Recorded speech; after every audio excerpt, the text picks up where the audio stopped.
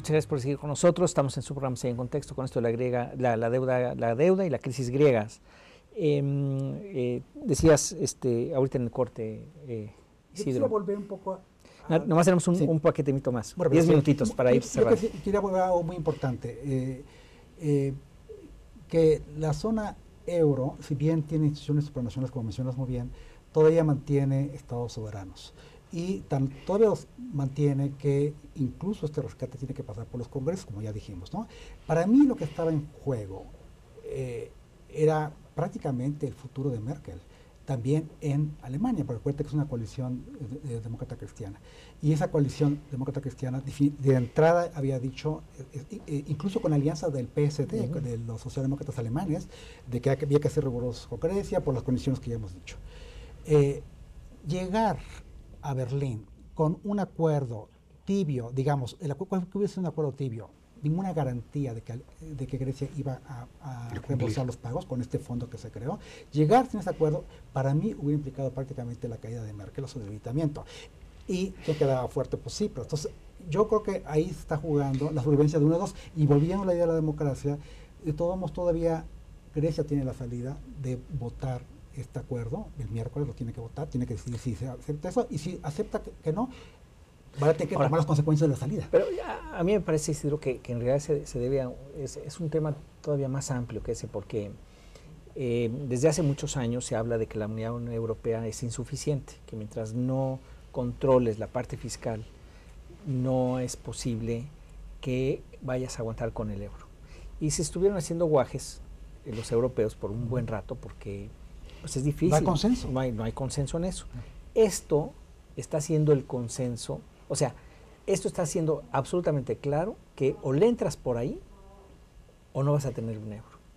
Y por la respuesta que vimos de ciertos países, yo sí me da la impresión que están dispuestos a quedarse con 6 o 7 países que estén en el euro, pero con esas condiciones fiscales. Muy interesante lo que mencionas. Sí, tres velocidades o 2 o 3. Lo que no, las que sean.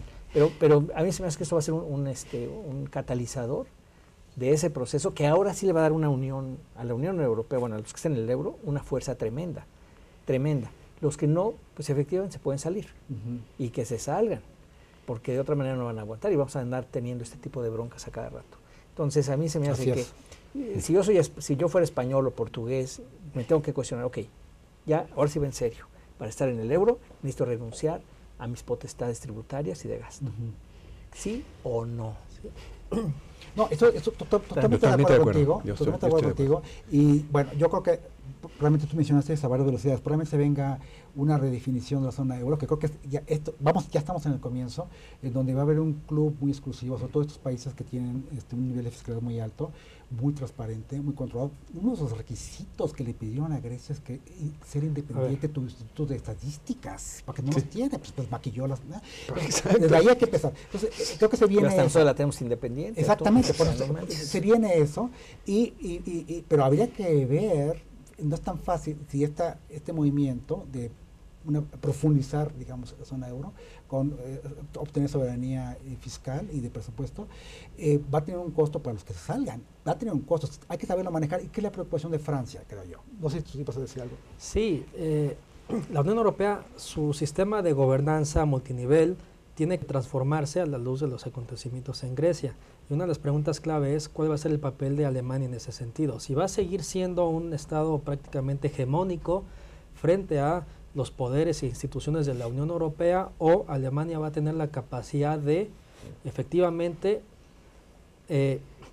dejar de conducir procesos, permitir que la institucionalidad de la Unión Europea esté presente y conduzca este tipo de crisis, y una presencia tan evidente que molesta a varios por parte de Alemania. ¿Qué incentivo va a tener, por ejemplo, Polonia para ingresar a la zona euro, si de por sí no lo quieren hacer, considerando cómo la Troika ha doblegado a Grecia en términos de quitarle la poca soberanía que ya tenía?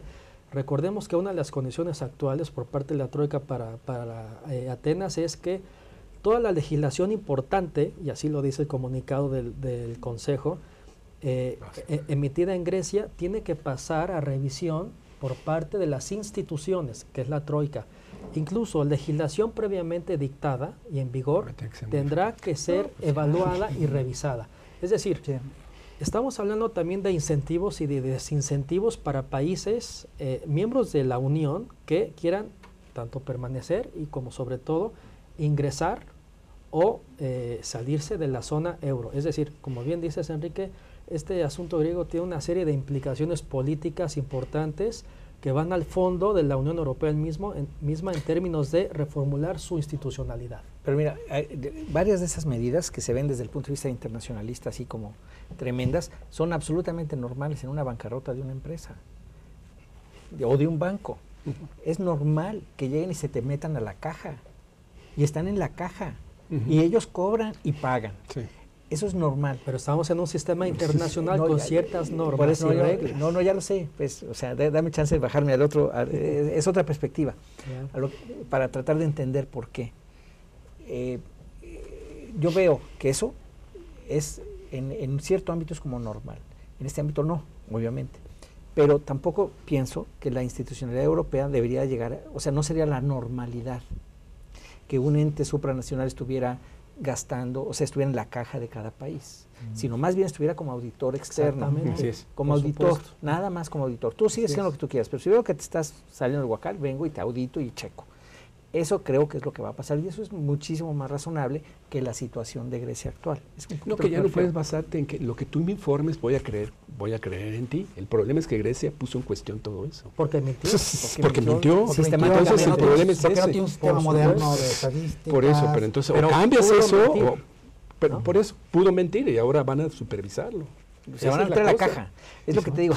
En una empresa, en un banco, es lo que se llama intervención. Pero eso es lo que hace constantemente la Comisión Europea. Justamente, una garantía que ahora ya van a pedir una garantía. O sea, de verdad, en la quiebra de los bancos que hubo en los 90, hubo interventores. ¿Interventores qué significa? Que se metían ellos, los interventores, a manejar el banco. O sea, tenían la caja y la chequera. La Comisión Europea tiene esa atribución, incluso al Tribunal de Cuentas, de supervisar las cuentas públicas de los países miembros.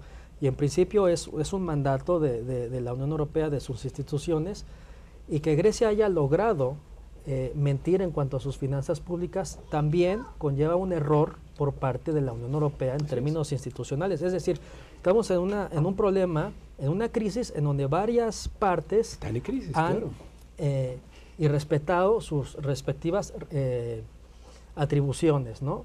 El gobierno griego en primer lugar, pero también las instituciones europeas, las comunitarias, las supranacionales, han fallado en términos de supervisar y dirigir, en algunos casos, las políticas públicas de ciertos países, ¿no? No olvidar también que buena parte de este tercer rescate que está en negociación, 86 millones de euros, 86 mil millones, 25 mil millones tienen como fin financiar a Grecia, pero para que Grecia pague compromisos financieros con bancos básicamente franceses y alemanes. Es decir, no es que todo el dinero se quede en Grecia y los griegos no sepan qué hacer con esa plata, sino que van para refinanciar el sistema europeo, lo cual es lógico, es normal, pero no pensemos que los griegos son lo suficientemente incapaces para gastarse toda la plata que se les está prestando. Pero eso se llama rescate, mi querido. Eso es rescate, Pablo, por supuesto. Eso es normal. Una deuda se paga con por supuesto, pero se va a acabar el programa. Tenemos un bloque más, ya me equivoqué. No, yo lo que quería decir es que también parte del paquete, a lo mejor si ustedes se ríen, pero también hay, a lo mejor uno podría decir, ganó algo Grecia, un fondo de 2.500 miles de millones de euros para inversión y para creación de empleo, que no estaba contemplado en el paquete. Fueron 12.500 sí. Pero bueno, ya está, a lo mejor también pueden decir, va a haber esto. Que es el famoso dinero fresco que tuvo México durante la crisis. Entonces, yo creo que sí, el problema es que como se toman las decisiones de que tiene que haber unanimidad completa de todos los países, tiene que haber estos arreglos, unos ganan, otros pierden, ni modo. Entonces, tú enfatizas ahora la pérdida de Grecia. El problema es que también los alemanes, todos los demás, o potencialmente los españoles dicen, yo porque sí me he ajustado a todo eso. No solo se ha ajustado, sino le ha prestado. Yo creo que la pérdida de Grecia... Nos tenemos que ir a corte otra vez. Nos tenemos que ir a corte y regresamos. Lo de la pérdida de Grecia hay que verlo con respecto a la salida.